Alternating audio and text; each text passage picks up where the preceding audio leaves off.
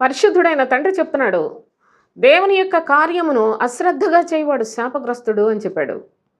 దేవుని కార్యాన్ని అశ్రద్ధగా కాదండి, ఈరోజు దేవుని సేవ అని చెప్పి, దేవుని పని చేస్తున్నామని చెప్పి, అసలు దేవుని యొక్క సన్నిధిలో పాటలు పాడాలి, ఆయన కీర్తించాలి అని చెప్పి సినిమా స్టైల్లో ఉన్న పాటలు, సినిమా మ్యూజిక్లు పెట్టుకుంటూ చుట్టూ బోలెడంతమందిని పెట్టుకొని వాళ్ళ యొక్క గొప్పతనం కోసం ఎంత ప్రాకులాడుతూ వాళ్ళను వాళ్ళే గొప్ప చేసుకొనుట కోసం ఎంతగా ఈనాడు దేవుని యొక్క నామమును, దేవుని యొక్క సన్నిధిని, దేవుని సన్నిధిలో కీర్తించవలసిన విధానాన్ని అంతా పాడు చేసి, అదే కాకుండా ఇక వాక్యం చెప్పడం, ఎవరికి తోచిన వాక్యాలు వాళ్ళు చెప్తున్నారు. పరిశుద్ధ గ్రంథంలో ఉన్న వాక్యాలన్నీ ప్రక్కన పెట్టి ఎవరి ఇష్టం వచ్చినట్లుగా వాళ్ళు మోసం చేస్తూ అదే పరిశుద్ధ గ్రంథాన్ని చేతిలో మాత్రమే పట్టుకుంటున్నారు.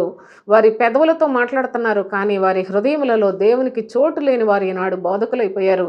దీనివలన ప్రభు యొక్క కార్యము భయంకరమైన శాపముతో కూడా జరిగించుచున్నారట. అందుకే వారిని అంటున్నాడు, అశ్రద్ధగా చేస్తున్నారు, వీరందరూ శాపగ్రస్తులు అని.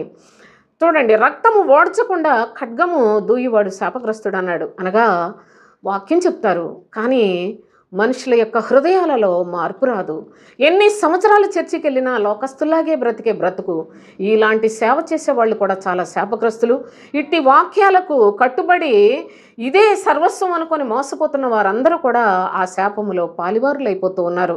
కనుక దేవుని యొక్క కార్యము అశ్రద్ధగా చేయుట ఎంత ఘోరమైన శిక్షకు ఈనాడు క్రైస్తవ్యం పరిగెడుతూ ఉందో దయచేసి ఆలోచన చేసి, ఇకనైనా ఒకసారి నిలిచి నిదానించి ఆలోచించుకొని దేవుని యొక్క చిత్తం ఏంటో గ్రహించుకొని ప్రభువుకి ఇష్టలుగా జీవించాలని వాక్యం మీద ఆధారపడటం దయచేసి నేర్చుకోమని వేడుకుంటూ ఉన్నాను.